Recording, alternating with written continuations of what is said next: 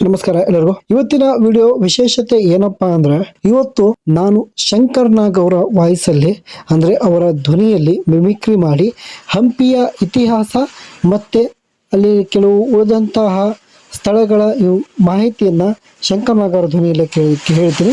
ಗೊತ್ತಾಗ್ತಾರ? ಬನ್ನಿ ವಿಡಿಯೋನ ಸ್ಟಾರ್ಟ್ ಮಾಡೋಣ. ಈ ವಿಡಿಯೋನ ಸ್ಟಾರ್ಟ್ ಮಾಡೋಕ್ಕಿಂತ ಮುಂಚೆ ಒಂದು ಸ್ಮಾಲ್ ಇನ್ಫಾರ್ಮೇಶನ್ ಕೊಟ್ಬಿಡ್ತೀನಿ. ನಾವೆಲ್ಲ ಅಂಜನಾದ್ರಿ ಬೆಟ್ಟಕ್ಕೆ ಹೋದಾಗ ಅಲ್ಲಿಂದ ಇನ್ನೊಂದು ಬೆಟ್ಟ ಕಾಣುತ್ತೆ. ಅಲ್ಲೂ ಕೂಡ ಒಂದು ದೇವಸ್ಥಾನ ಇರುತ್ತೆ. ತುಂಬಾ ಜನ ಕನ್ಫ್ಯೂಷನ್ ಆಗಿರ್ತಾರೆ, ಅದು ಯಾವ ಬೆಟ್ಟ ಅಂತ. ಅದರ ಬಗ್ಗೆ ಒಬ್ಬ ಅಲ್ಲಿಯ ಸ್ವಾಮೀಜಿ ಹಿಂದಿ ಯೂಟ್ಯೂಬರ್ಗೆ ಎಕ್ಸ್ಪ್ಲೈನ್ ಮಾಡೋದನ್ನ ನಾನು ನೋಡಿದ್ದೆ. ಅದು ಏನು ಅಂತ, ಅದು ಋಷಿಮುಖ್ ಬೆಟ್ಟ ಅಂತ ಕರೀತಾರೆ. ಅಲ್ಲಿ ಋಷಿಗಳು ಇದ್ರು. ಅದೇ ಬೆಟ್ಟಕ್ಕೆ ವಾಲಿ ಪ್ರವೇಶ ಮಾಡಬಾರ್ದು ಅಂತ ಅವ್ರಿಗೆ ವಾರ್ನಿಂಗ್ ಆಗಿರುತ್ತೆ. ಆದ್ರೂ ಕೂಡ ಸುಗ್ರೀವನ್ನ ಅಟ್ಟಿಸ್ಕೊಂಡು ಅಲ್ಲಿ ಹೋಗ್ತಾರೆ. ಅಲ್ಲೇ ಕೂಡ ಶ್ರೀರಾಮ ಬಚ್ಚಿಟ್ಕೊಂಡು ವಾಲಿನ ಸಾಯಿಸೋದು. ಆ ರೀತಿ ಅದರ ಬೆಟ್ಟ ಅಲ್ಲಿನ ಜಾಗದ ಬಗ್ಗೆ ಸ್ವಾಮೀಜಿ ಹಿಂದಿ ಯೂಟ್ಯೂಬರ್ಗೆ ಎಕ್ಸ್ಪ್ಲನೇಷನ್ ಮಾಡ್ತಿದ್ರು. ಅದನ್ನ ನಾನು ನೋಡಿದ್ದೆ, ಅದನ್ನ ಹೇಳ್ತಾ ಇದ್ದೀನಿ. ಸೊ ಇದರ ಬಗ್ಗೆ ಏನು ಹೆಚ್ಚು ಮಾಹಿತಿ ಬೇಕಂದ್ರೆ ಈ ವಿಡಿಯೋ ಕೆಳಗಡೆ ಕಾಮೆಂಟ್ ಮಾಡಿ. ಇದರಲ್ಲಿ ಎಷ್ಟು ಕಾಮೆಂಟ್ ಬರುತ್ತೋ ಅದ್ರ ಮೇಲೆ ಡಿಪೆಂಡ್ ಆಗಿ ನಾನು ಆ ಸ್ವಾಮೀಜಿನ ಭೇಟಿಯಾಗಿ ಕನ್ನಡದಲ್ಲಿ ಹೇಳ್ಸಕ್ಕೆ ಪ್ರಯತ್ನ ಪಡ್ತೀನಿ. ಬನ್ನಿ ಈಗ ಮೇನ್ ವಿಡಿಯೋಗೆ ಹೋಗೋಣ. ಇವತ್ತಿನ ವಿಡಿಯೋ ವಿಶೇಷತೆ ಏನಪ್ಪಾ ಅಂದ್ರ, ಇವತ್ತು ನನ್ನ ಧ್ವನಿಯಲ್ಲಿ ಕೇಳ್ತೀರಾ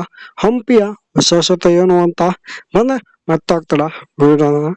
ವಿಡಿಯೋನ ಸ್ಟಾರ್ಟ್ ಮಾಡೋಣ. ಒಂದು ಕಾಲದಲ್ಲೇ ಜಗತ್ತಿನ ಅತ್ಯಂತ ಶ್ರೀಮಂತ ನಗರದಲ್ಲಿ ಒಂದಾಗಿದ್ದ ಹಂಪಿ ಇವತ್ತು ಯಾಕೆ ಕಲ್ಲಿನ ಅವಶೇಷವಾಗಿ ಉಳಿದಿದೆ? ವಿಜಯನಗರ ಸಾಮ್ರಾಜ್ಯ ಹೇಗೆ ಏರಿತ್ತು ಮತ್ತೆ ಹೇಗೆ ಕುಸಿಯಿತು ಬನ್ನಿ ನೋಡೋಣ. ಮುಖ್ಯ ಭಾಗದಲ್ಲಿ 1940ರ ಸುತ್ತಮುತ್ತಲಿನ ಹರಿಹರರ ಪ್ರಥಮ ಮತ್ತು ಬುಕ್ಕರಾಯರ ಪ್ರಥಮರು ವಿದ್ಯಾರಣ್ಯರ ಮಾರ್ಗದಲ್ಲಿ ವಿಜಯನಗರ ಸಾಮ್ರಾಜ್ಯವನ್ನು ಕಟ್ಟಿದರು. ಹಂಪಿ ರಾಜಧಾನಿ ಆಯಿತು. ವ್ಯಾಪಾರ, ಸಾಹಿತ್ಯ, ಕಲೆ, ವಾಸ್ತುಶಿಲ್ಪದಲ್ಲಿ ಸಾಮ್ರಾಜ್ಯ ಬಹಳ ಮುಂದೆ ಹೋಯಿತು. ವಿಶೇಷವಾಗಿ ಶ್ರೀಕೃಷ್ಣ ದೇವರಾಯರ ಕಾಲದಲ್ಲಿ 1509 ಮತ್ತು 1529 ಸುವರ್ಣ ಯುಗ ಎಂದು ಕರೆಯಲಾಗುತ್ತೆ. ವಿದೇಶಿಯ ಪ್ರವಾಸಿಗಳು ಈ ಸಾಮ್ರಾಜ್ಯದ ಶ್ರೀಮಂತಿಕೆಯನ್ನು ದಾಖಲಿಸಿದ್ದಾರೆ. ಆದರೆ 1565ರ ತಾಳಿಕೋಟೆ ದಾಳಿಯಲ್ಲಿ ದಕ್ಕನ್ ಸುಲ್ತಾನರ ಒಕ್ಕೂಟದ ವಿರುದ್ಧ ಸೋಲನ್ನು ಕಂಡು ಹಂಪಿ ನಗರ ನಾಶವಾಯಿತು. ನಂತರ ಸಾಮ್ರಾಜ್ಯ ಹಂತ ಹಂತವಾಗಿ ಕುಸಿಯಿತು. ಇಂದು ಹಂಪಿ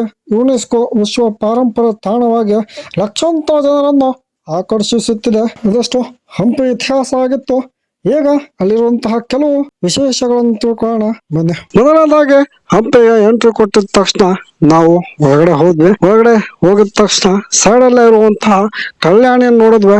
ಕಲ್ಯಾಣಿ ಒಳಗಡೆ ಮೀನು ಹಾಗೆ ಆಮೆಗಳು ಕೂಡ ಇದ್ವು. ಅವೆಲ್ಲ ನೋಡ್ಕೊಂಡು ಮತ್ತೆ ಒಳಗಡೆ ಹೋದ್ವಿ. ಒಳಗಡೆ ಹೋಗಿದ ತಕ್ಷಣ ಗರ್ಭಗುಡಿಯಲ್ಲೇ ಒಂದು ವಿಸ್ಮಯನ ನೋಡ್ಬೋದು. ಅದೇನಪ್ಪಾ ಅಂದ್ರ ನಿಮಗೆ ಒಲ್ಟಾ ಕಾಣುವಂತಹ ಗೋಪುರ. ಈ ಗೋಪುರದ ವಿಶೇಷತೆ ಏನಪ್ಪಾ ಅಂದ್ರ ಎರಡನೇದು ಹಂಗಲ್ಲ, ಕ್ಲಿಯರ್ ಕಟ್ ಆಗಿ ಅಂದ್ರೆ HD ರೀತಿಯಲ್ಲಿ ಯಾವ್ದೋ ಪ್ರಾಜೆಕ್ಟ್ ಮೇಲೆ ಆ ಗೋಪುರದ ವಿಡಿಯೋನ ಹಾಕಿದಾರ.